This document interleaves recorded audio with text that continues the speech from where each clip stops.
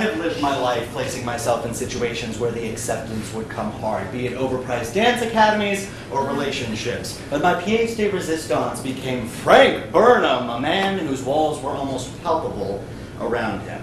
I watched Frank and Jackson through hundreds of lunches, but never the lunch that I could assume would be their last.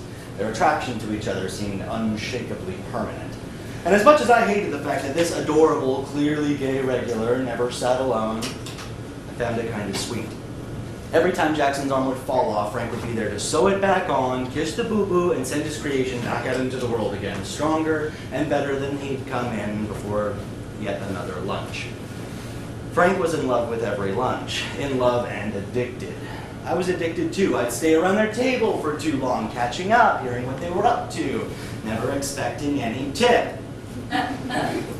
Watching their exchanges throughout the years, watching them change, age, go through some terrible hair, I felt maddeningly in love with the man who was clearly already taken. I can't tell you how many times I left my number on napkins waiting for him to call back, and when he did finally call, he called late and drunk.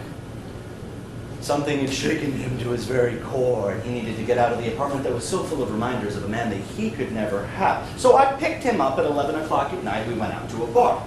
All night long, he kept repeating the same sad mantra over and over again. Nobody gets him like I do. He said it with strength, with dignity, with a sense of duty. Nobody gets him like I do. This toxic friendship was how he defined the very I in that sentence. Frank saw himself as the cereal box decoder ring and Jackson as the code. Before we kissed that night, he not so jokingly asked me if I was sure that I was gay.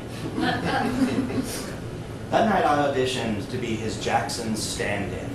I gave him the love that he could never get from his broken childhood toy. And Frank never called me back.